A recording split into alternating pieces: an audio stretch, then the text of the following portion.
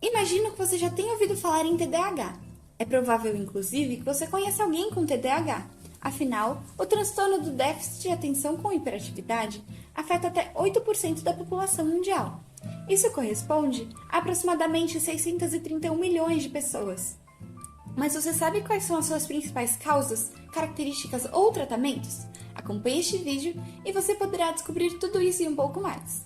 Estudos apontam que o TDAH decorre, na maioria dos casos, de herança genética. No entanto, prematuridade e exposição a fumo e a bebidas, quando ainda nos estágios de gestação, também podem levar a essa condição.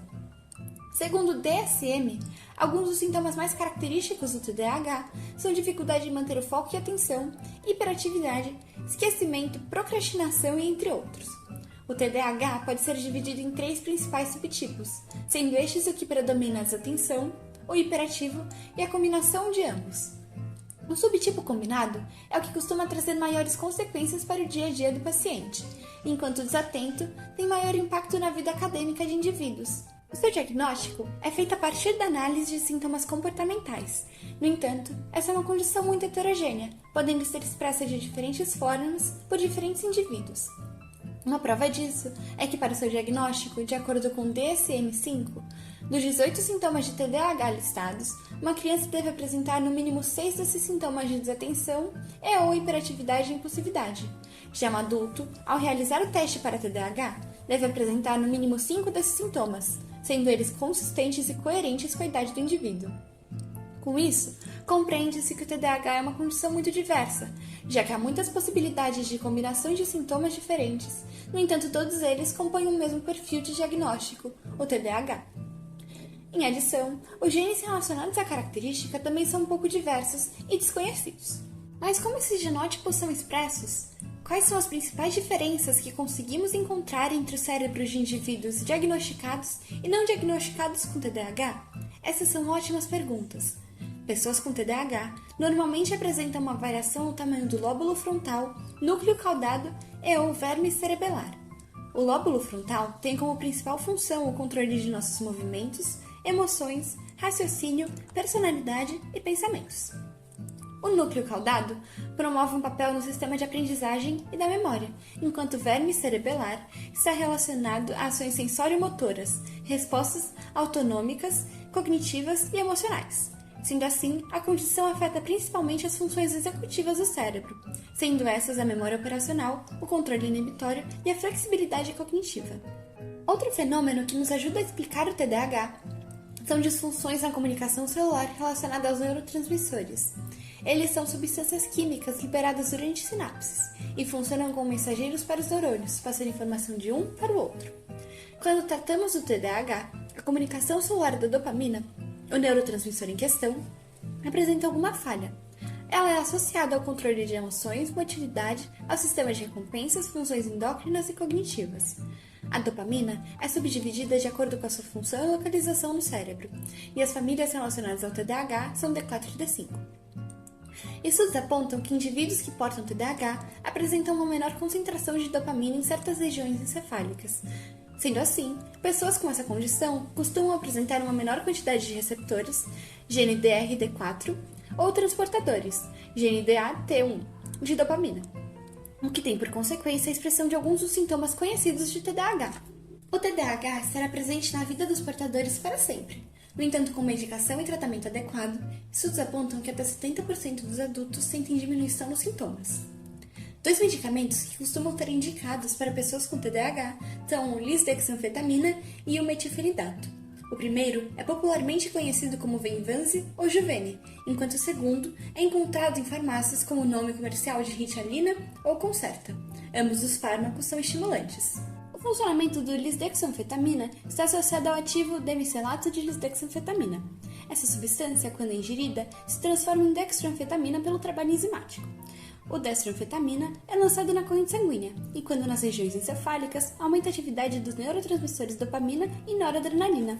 Já o metilfenidato atua impedindo a recaptação da adrenalina e da noradrenalina, essa em menor escala. Para melhor compreensão desse processo, focaremos na comunicação entre 2 neurônios.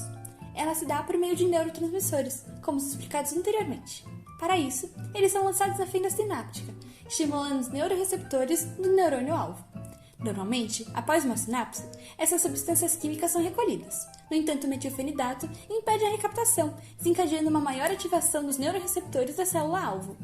Este processo age de modo compensatório ao déficit de dopamina ou às variações dimensionais em algumas regiões encefálicas, comumente observadas em pessoas com TDAH. A droga tem como principal objetivo ajudar no foco e combater a desatenção. O seu uso está muitas vezes associado a uma melhora nas relações familiares e nas amizades, além de colaborar positivamente com o desempenho escolar dos jovens. Estudos mostram que medicamentos estimulantes ajudam no tratamento do TDAH. Todavia, ambos não estão integrados na lista de medicamentos essenciais da OMS, já que seus benefícios, quando comparados aos danos, ainda se mostram um pouco imprecisos.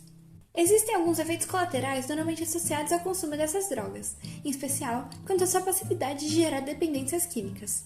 Medicamentos como os listados acima envolvem neurotransmissores e impactam nos sistemas de recompensas.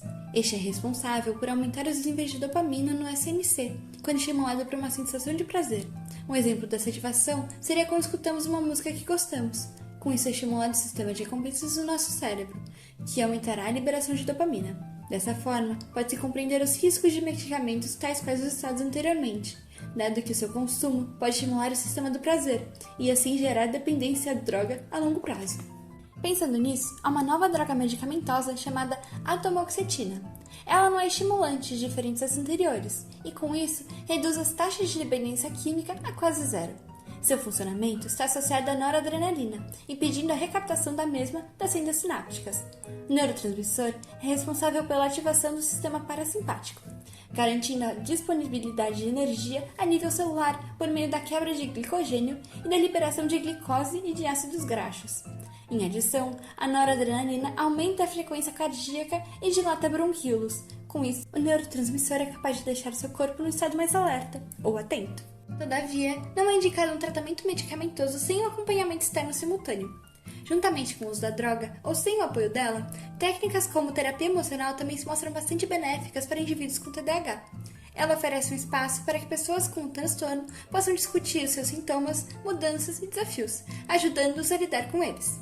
O acompanhamento multidisciplinar de diferentes profissionais, tais quais psicólogos, médicos e, quando necessário, psicopedagogos, também é muito importante.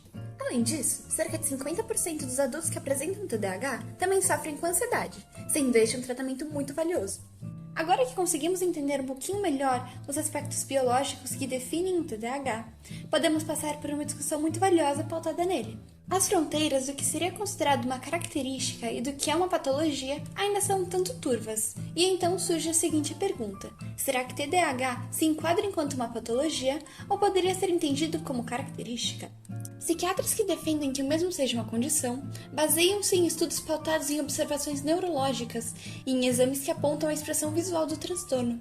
A compreensão do TDAH enquanto transtorno fundamenta-se no estudo do neurofuncionamento de mecanismos da condição, buscando entender suas causas, herança genética, influência no sistema inibitório e em neurotransmissores. O TDAH, como o entendemos hoje, foi primeiramente descrito no DSM-4 e buscou entender os mecanismos listados acima.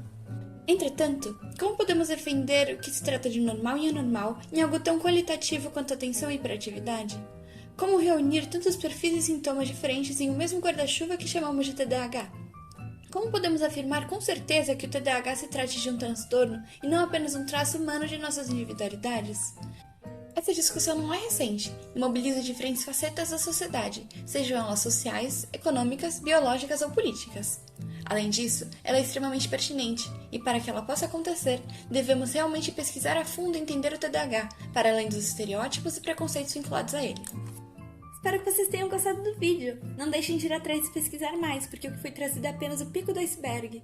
Se divirtam nesse novo mundo de descobertas. Beijos e até a próxima!